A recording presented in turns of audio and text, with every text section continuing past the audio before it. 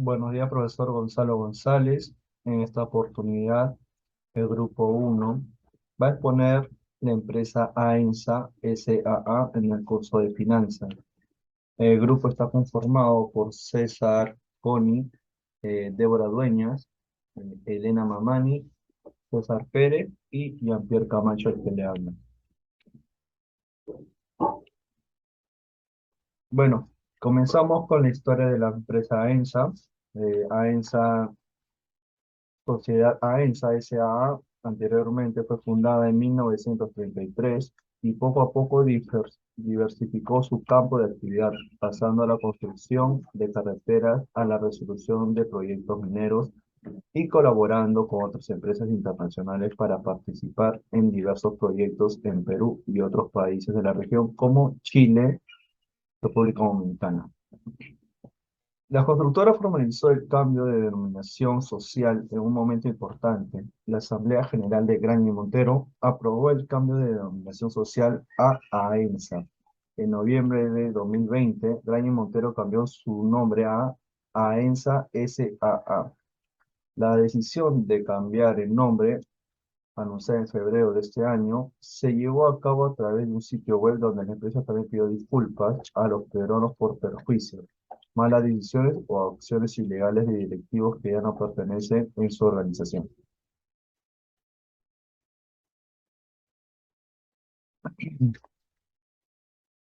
La misión de la empresa es cambiar la realidad de las condiciones de vida, ¿no? Promover el desarrollo responsable y promover el bienestar de los ciudadanos.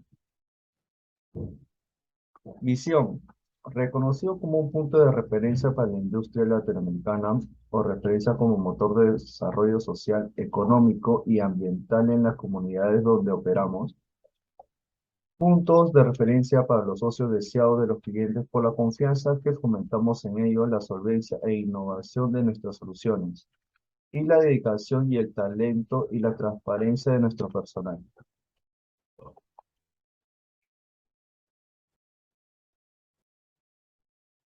Bueno, acá podemos observar un organigrama de la empresa, cómo se constituye, cómo está constituida la empresa. Tenemos también lo que es el FODA, en este caso la fortaleza, bueno, trabajadores calificados y experimentados, subsidio de obras de infraestructura, solvencia de obras de gran envergadura, confianza en el cliente, cartera de clientes fidelizados. También tenemos lo que es calidad de servicio de proveedor, posición en el mercado, asesoramiento técnico y de servicio, cumplimiento de contactos antes de la finalización del plazo del contrato. También tenemos lo que son las oportunidades de la empresa, que es, bueno, aprendiendo de mercados extranjeros como Perú, Chile y Colombia, progreso y conocimiento tecnológico, líder en el mercado local y participación en Latinoamérica, crecimiento de negocio de infraestructura, lujos de caja estables a largo plazo interesados o lealtad de los interesados, diversidad de contratos, experiencia en licencias.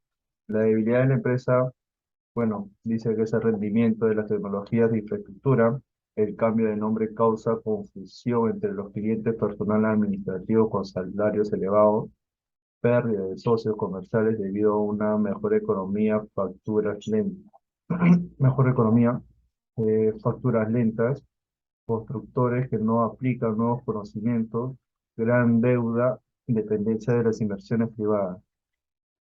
Amenaza, aumento de competencias extranjeras, competencias por tecnologías especiales, incertidumbre política, cambio de TC, costo de contención de COVID-19 y paralización de obras por consecuencia, dependencia de Chile del mercado de metales, modernización del empleo regular, privado y público.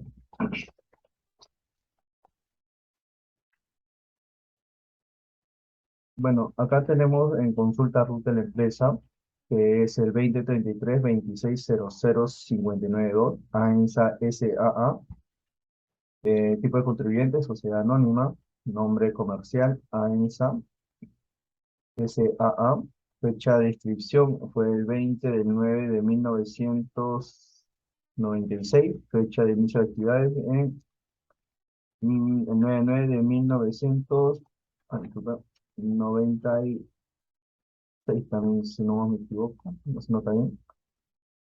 Estado del contribuyente activo, condición del contribuyente habido, domicilio fiscal en Avenida Petit Suars, número 4957, urbanización Barboncito, al frente de Plaza de Miraflores. Sistema de emisión de comprobantes manual, actividad de comercio exterior sin actividad, sistema de contabilidad computarizado, y bueno, comprobante de pago, emite factura, boleta de venta, nota de crédito, nota de débito, guía de remisión, remitente, comprobante de retención. Eh, Sistema de emisión electrónico, desde los sistemas de contribuyente autoriza desde el 5 del 5 de 2015. Comprobantes electrónicos boleta desde el 5 del 6 de 2015, factura desde el 5 del 6 de 2015, guía desde el 11 del 3 de 2022.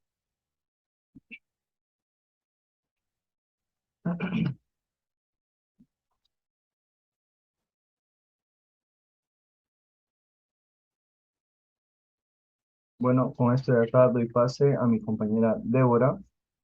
Muchas gracias.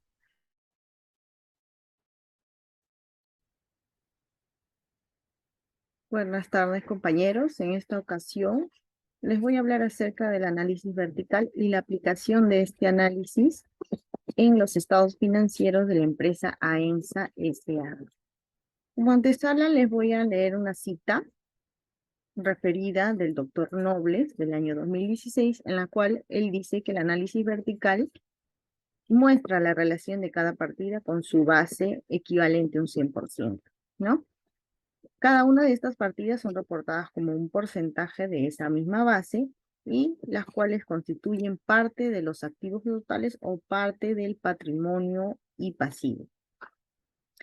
A continuación, les voy a decir la importancia del análisis vertical. El análisis vertical es importante ya que a través de él se puede identificar de qué manera está estructurada los estados financieros, ya sea el de situación financiera o el estado de resultados. Se podría decir que nos indica la conformación de los mismos. A su vez, se puede apreciar la participación de cada uno de ellos, ¿no? Como es en el caso de la empresa ENSA. El estado de situación financiera, ¿no? Se aplica a través de su base sobre el total de activos o sobre el total de pasivos. A su vez, este análisis nos permite comparar cuenta por cuenta y ver si hubo aumento o hubo alguna disminución y la relación que tiene cada cuenta con la consiguiente, ¿no? A continuación les voy a mostrar en la diapositiva el análisis de situación financiera de la empresa ENSA de los años 2020, 2021 y 2019. Como ustedes pueden observar, en este análisis se está viendo la estructura de la empresa, ¿no? Cómo está estructurado sus activos corrientes, sus activos no corrientes, su pasivo no corriente y su patrimonio, ¿no? Como podemos ver aquí en las imágenes. La interpretación de los análisis verticales equivalen a una secuencia de fórmulas que son fáciles y son aplicables para esta evaluación. Entonces, para nosotros poder hallar este resultado, por ejemplo, ¿no? Del 2019, que dice 1.61, tomamos, por ejemplo, la cuenta efectivo y equivalente efectivo, que equivale a 33.633, que sería el monto de la cuenta propiamente, y se dividiría entre el monto total de los activos de ese mismo periodo. Y la respuesta de ellos, tenemos la respuesta del año 2016 en porcentajes. ¿Cuánto fue el porcentaje de efectivo y equivalente efectivo en función al total del activo, ¿no? Y acá, y así sucesivamente cada cuenta se maneja de la misma modo, del mismo modo. Podemos ver aquí las comparaciones verticalmente. Si nosotros vemos en el efectivo y equivalente efectivo para el año 2019, equivalía al 1.61% del total de los activos. Esto quiere decir de que su movimiento era muy mínimo, era lo pequeño. Entonces, los motivos son identificables también en este estado de situación financiera. Por ejemplo, también podemos apreciar que las cuentas por cobrar comerciales y otras cuentas por cobrar asumen un 5.5%, ¿no? Del total de los activos. Hasta ahí, las cuentas que son de movimiento circulante, no vemos que hay mucha variación. Pero si nosotros vamos analizando cuenta por cuenta, vamos viendo cuál es la cuenta que ha tenido más movimiento. Entonces, vamos bajando. En los activos corrientes vemos que las cuentas no han sido tan movidas. No han sido tan movidas. Entonces, porque los porcentajes son menores al 100%. Entonces, seguimos buscando y encontramos los porcentajes altos, como es el caso de las inversiones en subsidiarias y negociaciones en conjuntos y asociadas, ¿no? Como la partida misma lo dice. Quiere decir que la empresa ha invertido más en esta cuenta y su inversión frente al total de los activos equivale a un 65.86%, o sea, es más del 50% de manera. Ahora les voy a continuar con el análisis horizontal y a su vez voy a mencionar lo que nos indica el doctor Ortega Martínez en el año 2006. En el año 2006, Ortega nos indica cómo es el cálculo del peso relativo o el valor relativo, la cual está en forma de porcentaje de cada uno de los elementos del conjunto. Por ejemplo, sobre su total.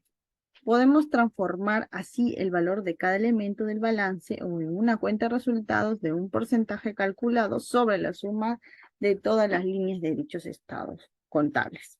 Traduciendo eso, el análisis horizontal lo que hace es calcular la variación absoluta y la variación relativa de los movimientos del estado de situación financiera y del estado de resultados, ¿no?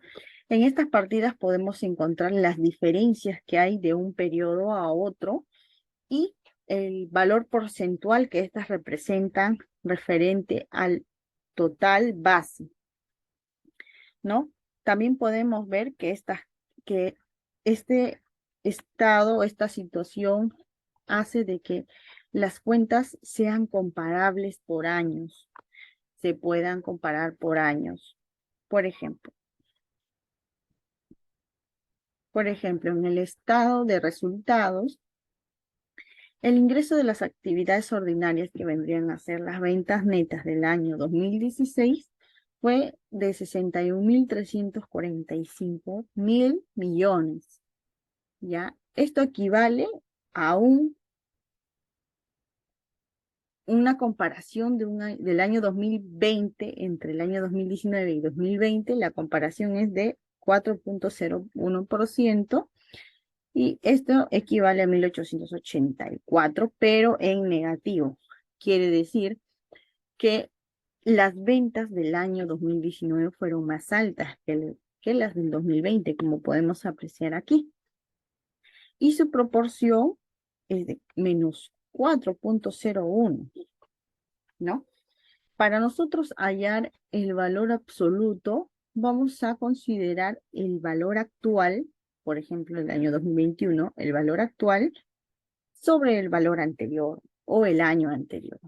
En este caso, podemos ver que para el año 2021 era de 45.000 y para el año 2020, 45.000. habiendo una diferencia de menos 1884, ¿no? Y viceversa. Entonces, para calcular el valor relativo porcentual, lo que nosotros hacemos es aplicar la, la división del valor actual, del valor absoluto, sobre el valor en revisión. Por ejemplo, el año 2020. Yo sería 1884 sobre los 46.995. Pero para esto también hay una fórmula, y la fórmula es el valor absoluto menos. Bueno, a continuación les voy a dejar con mi compañera que les va a explicar el siguiente tema.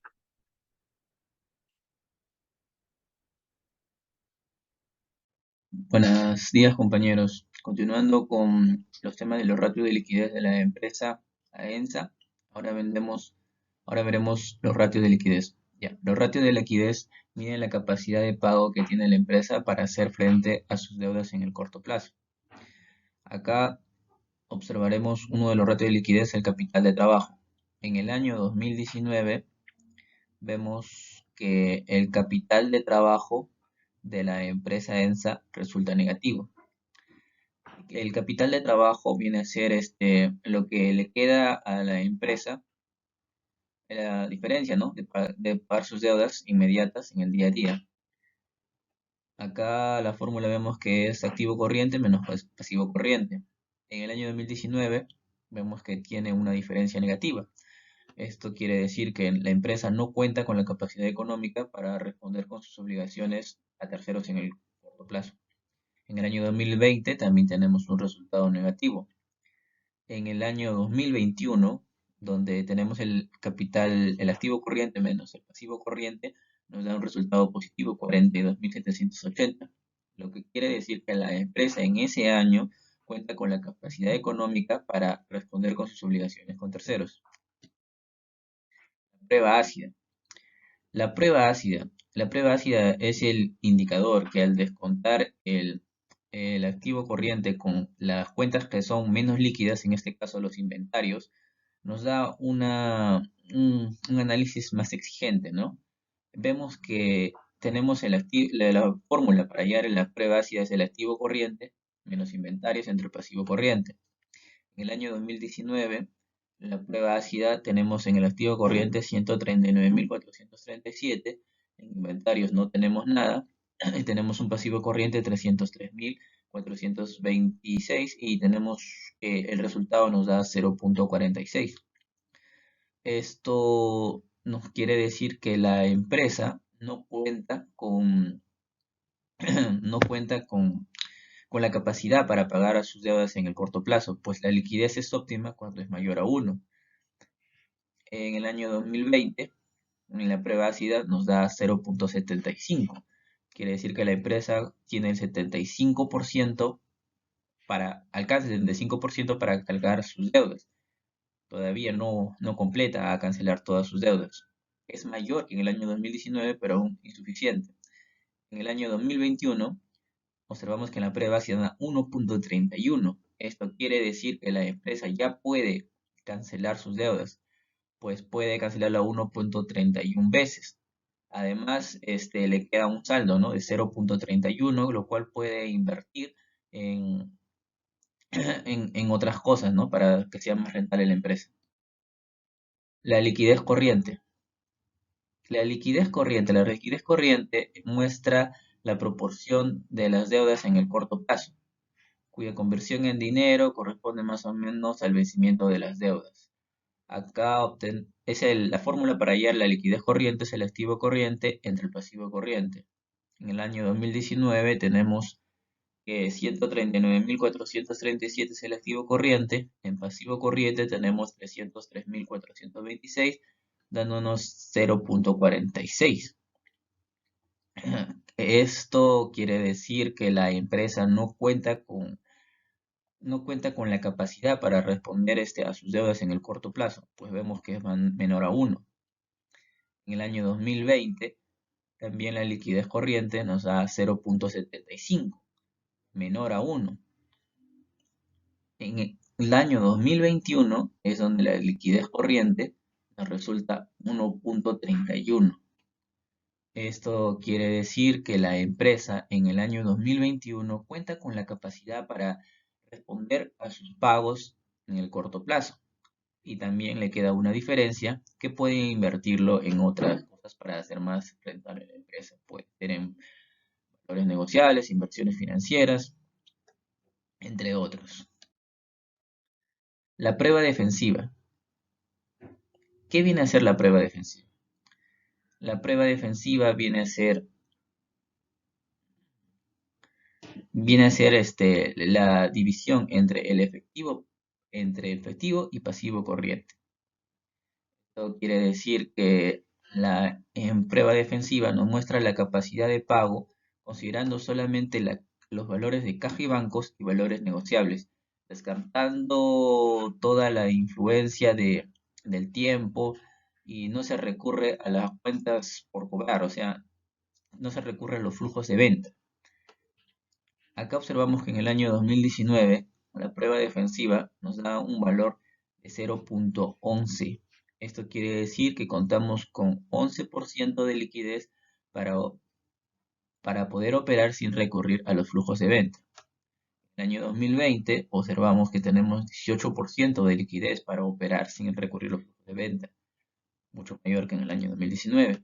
Y en el año 2021 es donde tenemos un mayor porcentaje de liquidez para operar sin recurrir a los flujos de venta, 0.68. Los ratios de solvencia. Ahora veremos el endeudamiento patrimonial. Ya. ¿Qué cosas son los ratios de solvencia? Los ratios de solvencia, endeudamiento o apalancamiento son los ratios que nos muestran la capacidad de recursos obtenidos por terceros para nuestro negocio. Permiten conocer qué tan estable es la empresa en sus términos de composición en los pasivos. Muestra el porcentaje totales aportado por los dueños o acreedores en el corto o mediano plazo. Acá vemos el endeudamiento patrimonial. El endeudamiento patrimonial nos viene a dar por la fórmula pasivo total entre patrimonio. Evalúa el impacto en el que el pasivo está comprometido respecto al patrimonio. En el año 2019 tenemos 182.367 entre 1.506.737, dándonos un resultado de 0.39%, que viene a ser, esto quiere decir que por cada sol aportado por el dueño, hay un 39% aportado por los acreedores. Una obligación con los acreedores del 39%. En el año 2020 tenemos un 46% que es aportado por los acreedores. En el año un 46% aportado por los acreedores. En el año 2021 tenemos que el endeudamiento patrimonial es del 74%. Y eso quiere decir que por cada sol aportado por el dueño hay un 74% que es aportado por los acreedores.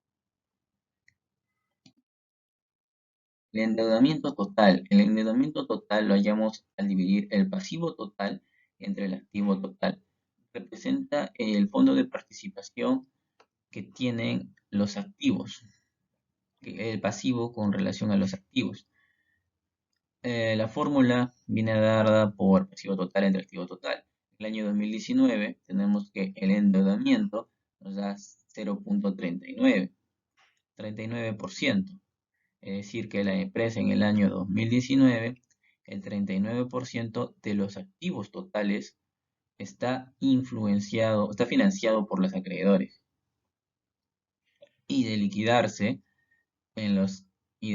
quedaría en los activos un total de 61% de su valor después del pago de las obligaciones vigentes. En el año 2020, 0.46%. En el año 2021, igual, 0.46%.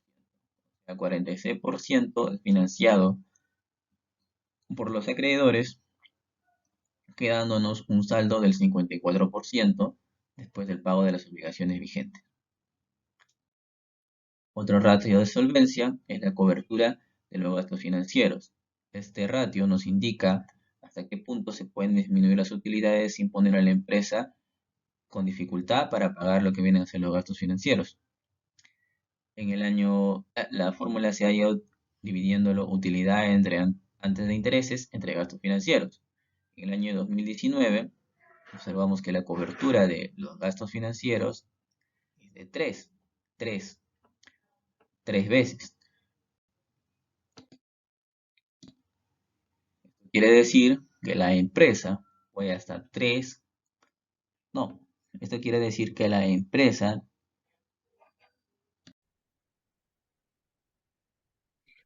Buenas tardes, profesor. Buenas tardes, compañeros. En esta oportunidad les voy a hablar sobre la gestión, ratio de gestión.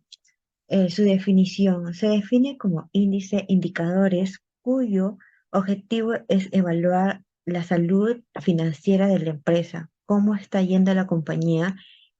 Para ello tenemos que conocer bien la compañía, tanto si está cumpliéndose con las políticas de cobranza, existencia, sus pagos, para tener mayor información y una radiografía completa y conocer a la empresa durante el periodo.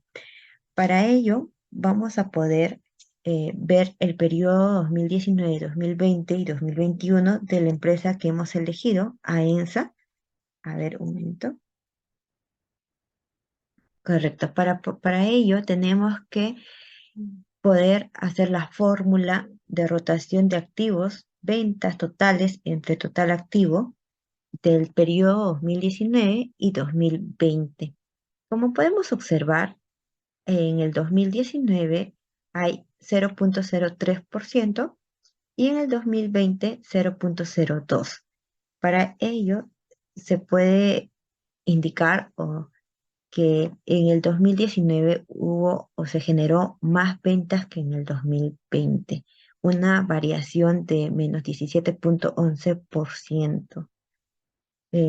También en rotación de inventario, costos de ventas de inventario, en estos periodos no hubo, que es 2019-2020, no tenemos inventarios, entonces sería cero.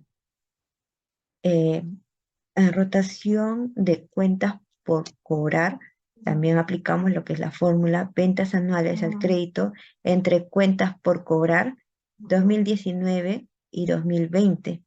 Acá podemos ver, a ver, en el 2019 podemos observar que hubo de 46.65 y en el 2020 83.18. Eso nos indica que hubo en el 2020 más veces que se ha, más, se podría decir que se ha cobrado en este periodo.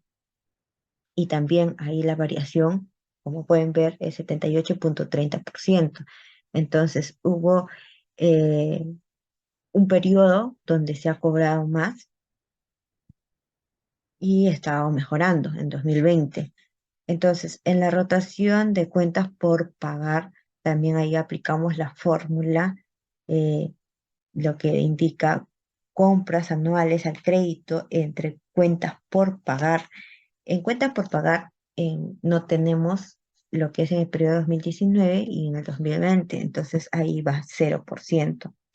Entonces, en el periodo promedio de inventario en stock, ahí también aplicamos la fórmula, pero en este caso, como se podemos observar en el periodo 2019 y 2020 no hay, entonces por ende es cero. También para poder visualizar el periodo promedio cuentas por cobrar, también colocamos lo que es la fórmula. Ahí dice, ¿qué indica la fórmula? Cuentas por cobrar por 360. ¿Por qué 360? Es los días anuales, como se está calculando entre ventas anuales al crédito. Ahí sí contamos. Entonces, en el 2019 teníamos 7.72. Entonces se indica que es redondeando 8 veces. Y en el 2020 tenemos 4,33, redondeando solo 4. Entonces, la variación de estos periodos es menos 43,91. ¿Qué quiere indicar? Que en el 2019 hubo más veces, 8 veces eh, al día que se estaba cobrando. En cambio, en el 2020 solo eran 4, ha disminuido. Entonces, ahí uno de los indicadores o uno de las observaciones se podría indicar que, que se debería de implementar cuál es el motivo, por qué nos está cobrando, si le estamos dando a crédito a los proveedores, cuánto tiempo, si nos conviene eso, nos afecta como empresa, si tenemos liquidez también. Entonces, ahí se puede observar un promedio de días. Entonces, pasamos al otro que dice promedio de cuentas por pagar. Ahí también aplicamos la fórmula, que es cuentas por pagar por 360, que son los días entre compras anuales al crédito. Ahí también tenemos una variación de 28,50% durante el 2019 y el 2020. Entonces se tiene que evaluar estas cuentas para ver en qué podemos mejorar para el próximo periodo. En este caso, como ya lo estamos evaluando 2019 y 2020, vamos a pasar a evaluar cómo nos ha ido, si ha mejorado en el 2021. Igualmente vamos a colocar lo que es la fórmula, que es la rotación de activos, para poder ver sus ventas totales. Una comparación entre el 2020 y 2021. Si ha mejorado, ha ido igual o ha disminuido. Pero como podemos ver acá en la rotación de activos es 0,02, y tanto en el 2020 como en el 2021. Entonces, ambos no han mejorado ni ha disminuido. Ambos han sido igual para ese periodo. Entonces, en rotación de inventarios, también podemos observar que es cero, o sea, no hubo inventarios para el 2021 y como el 2020 ya le evaluamos, entonces tampoco. En rotación de cuentas por cobrar, también aplicamos la fórmula, como nosotros ya habíamos visualizado en el 2020 que era mayor. Entonces, podemos visualizar que en el 2021 se ha ido mejorando. Entonces, se puede indicar que en el 2021 eh, tenemos de 44,80. Quiere decir que ha disminuido, ya que en el 2020 hubo más, que es 83,18. La variación es menos 46,14. Entonces, así también podemos evaluar la rotación de cuentas por pagar. Aplicando la fórmula, no contamos con ninguno, tanto en el periodo 2020 como en 2021. En el o periodo promedio de stock de inventarios tampoco, no hubo un incremento en 2019 ni en el 2021. Entonces, se puede indicar que no sucedió nada durante esos periodos. También en el periodo de cuentas por cobrar, ahí sí tenemos una variación. Aplicamos igualmente la fórmula que nos indica cuentas por cobrar por 360 entre ventas anuales al crédito. Entonces, como podemos observar, la variación fue de 85,87. Quiere decir que en el 2021 hubo 8 veces al día en lo que es cuentas por cobrar, ya que en el 2020 fue cuatro veces al día que se estaba cobrando, entonces ha ido mejorando en el 2021.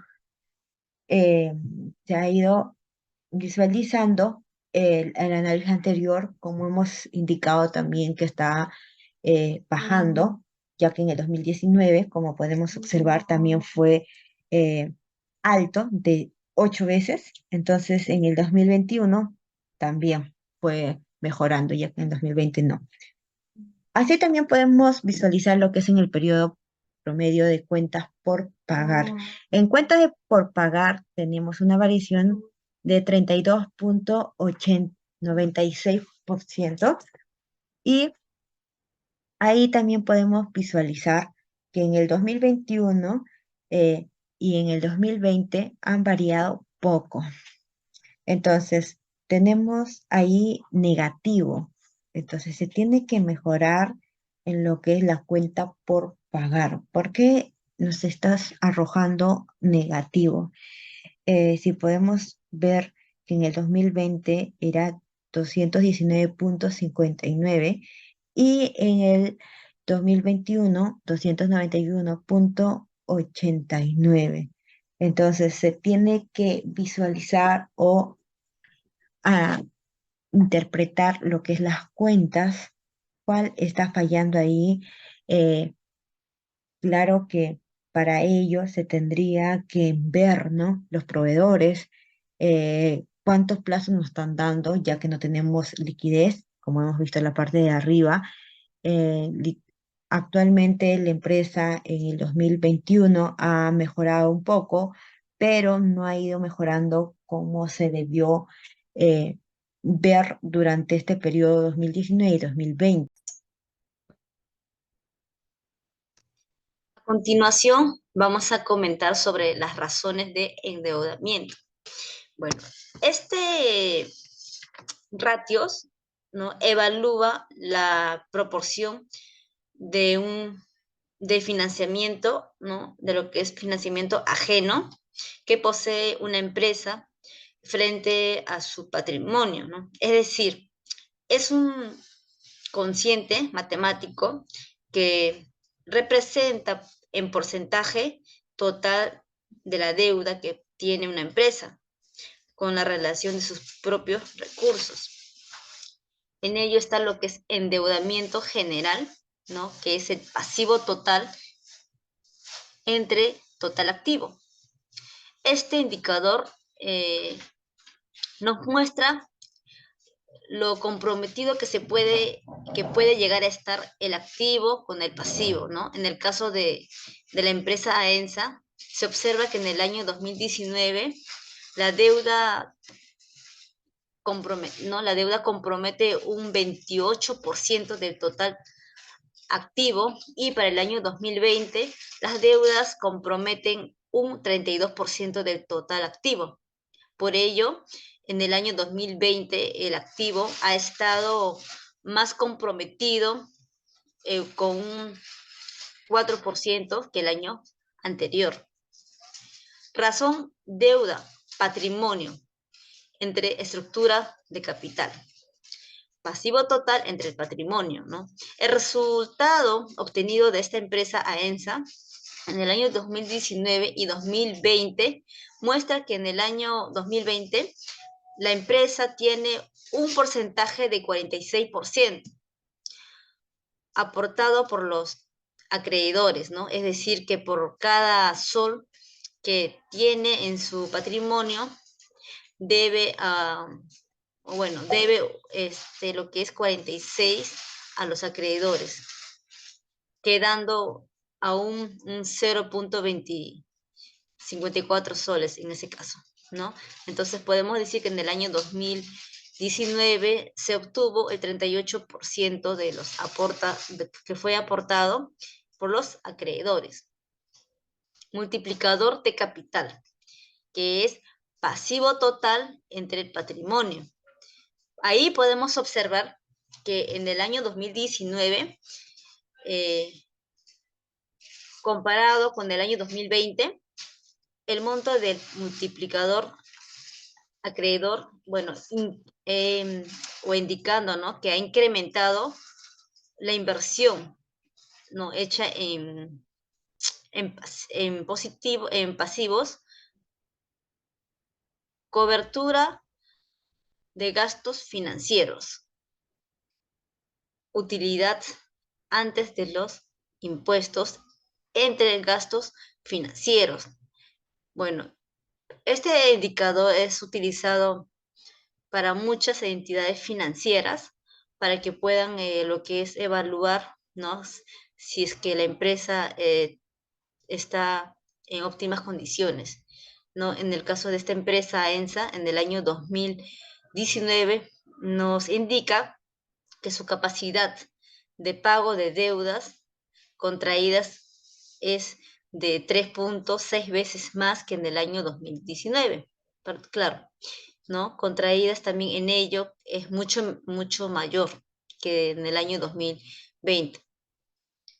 Vamos a también comentar del año 2020 a 2021 de la misma empresa, ¿no? Dando como ejemplo la empresa ENSA. Endeudamiento general, que es pasivo total y activo total, ¿no? Ahí podemos observar, ¿no? Que el inicio de la constitución de la empresa, o que el inicio de los años, en el año 2020, comparado con el año 2021, ¿no? El monto del multiplicador ascendió, ¿no? Indicando que ha incrementado la inversión hechos en pasivo. Razón deuda, patrimonio estructurada de capital, que es pasivo total entre patrimonio. Bueno, ahí estamos viendo que la obligación que tiene el dueño con los acreedores en el año 2020 tiene una obligación de 46% por cada sol aportado, y en el año 2021 su obligación del 74%, ¿no? Bueno, en este caso se recomendaría llevar un mejor control de las cuentas por pagar. Multiplicador de capital, activo total entre pasivo. Bueno, en el caso de la empresa ENSA, en el año 2020 tiene un 1.46 y en el año 2021 1.74, ¿no? Lo cual bueno, nos representa pues el porcentaje invertido en pasivo, ¿no? En el cual podemos observar que en el año 2021 fue mucho, ¿no? O fue mayor que en el año 2020. Cobertura de gastos financieros, utilidad antes de los impuestos, gasto financiero. Bueno, me había equivocado, disculpen. Era utilidad de interés, ¿no? Me vuelvo a rectificar.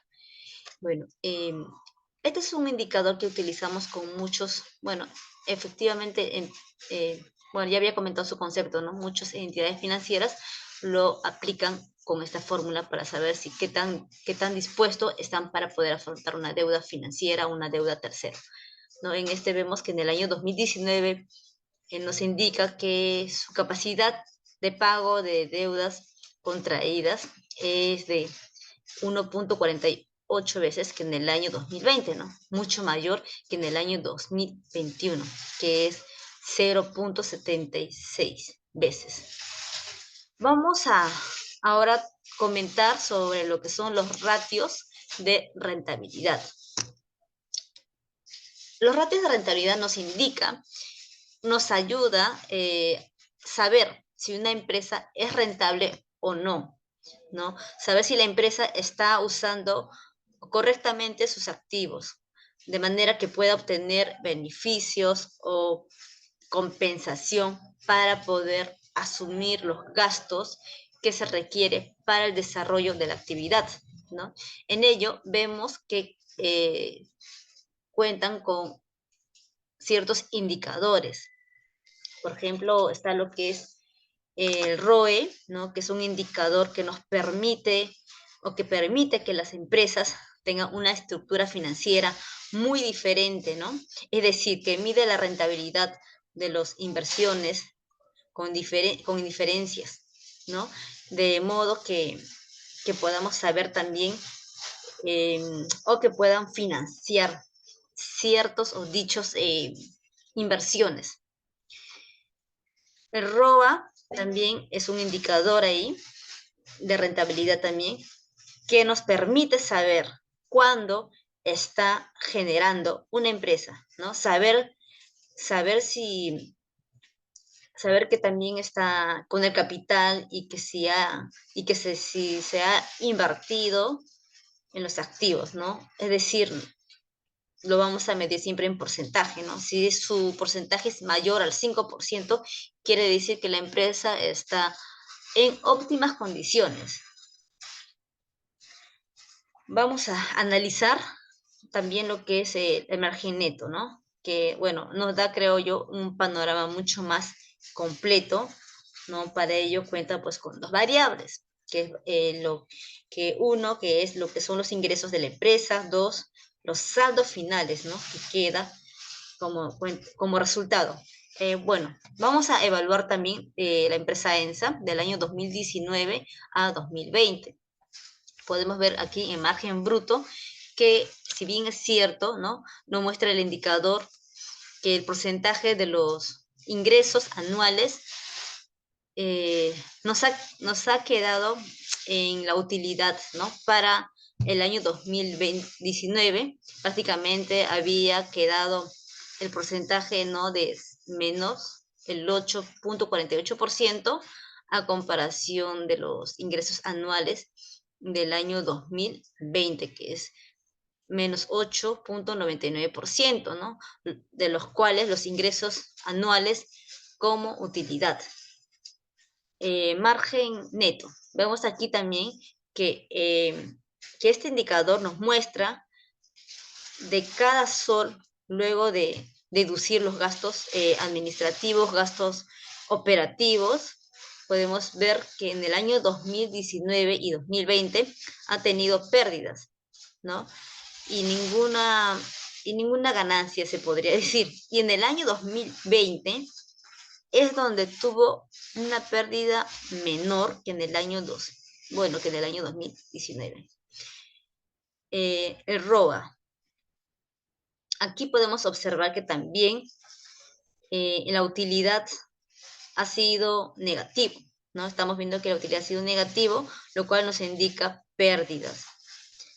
Y en el ejercicio 2019 y 2020, ahora vamos a también comentar de lo que es el ROE, ¿no? Estamos viendo también que, bueno, podemos observar que también que en la rentabilidad producida para así también poder medir, ¿no?, la capacidad que tiene o que pueda rendir de lo que son remuneraciones. Y aquí estamos viendo que en el año 2019 su rentabilidad es negativo, ¿no? Vamos a lo que es vamos a pasar en el año 2020 a 2021. Vamos a analizar margen bruto también aquí. Estamos analizando que el margen bruto, bueno, es el indicador que nos permite saber el porcentaje, ¿no? Estamos viendo que aquí en el año 2020, prácticamente habría quedado el negativo, ¿no? 8.99%, y los ingresos anuales como utilidad bruta, ¿no? Y para el año 2021 tendría como el 3.09% de los ingresos anuales como utilidad bruta. Margen neto. De deducir lo que son los gastos, podemos ver que también en el año 2020 y 2021 ha tenido pérdida, ¿no? Y en el año 2021 es donde tuvo una pérdida menor que en el año 2020. ROA. Aquí también vemos que en el año 2020 tuvo una variación de 76%, lo cual generó menor pérdida, ¿no?, que es el 9.79% de pérdida que tuvo, pues, que por cada sol invertido de los activos se recomienda también en este caso generar, pues, políticas para aumentar las ventas, para aplicar de repente un plan estratégico y así poder elevar más, por lo menos esperar, ¿no?, o elevar en un monto razonable para que la empresa esté que tenga un balance, ¿no? Que tenga un balanceado de cierta manera.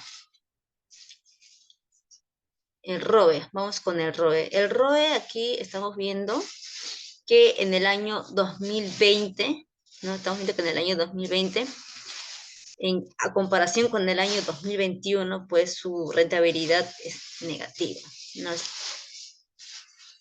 A ver, vamos a pasar. Bueno, llegando a la conclusión, hemos podido apreciar mediante estos ratios financieros que la empresa está o ha tenido, tiene pérdidas que podrían posiblemente cambiar si es que aplican algún plan estratégico para que la empresa pueda fluir y pueda dar un mejor resultado, ¿no? Previo a ello también nosotros como estudiantes hemos analizado sobre el caso de esta empresa y sí hemos llegado a la conclusión de que sí se requiere un plan estratégico para que pueda tener un mejor funcionamiento y que la empresa pueda tener mayor rentabilidad, ¿no? Bueno, esto sería todo a lo que es la empresa Aensa SAC.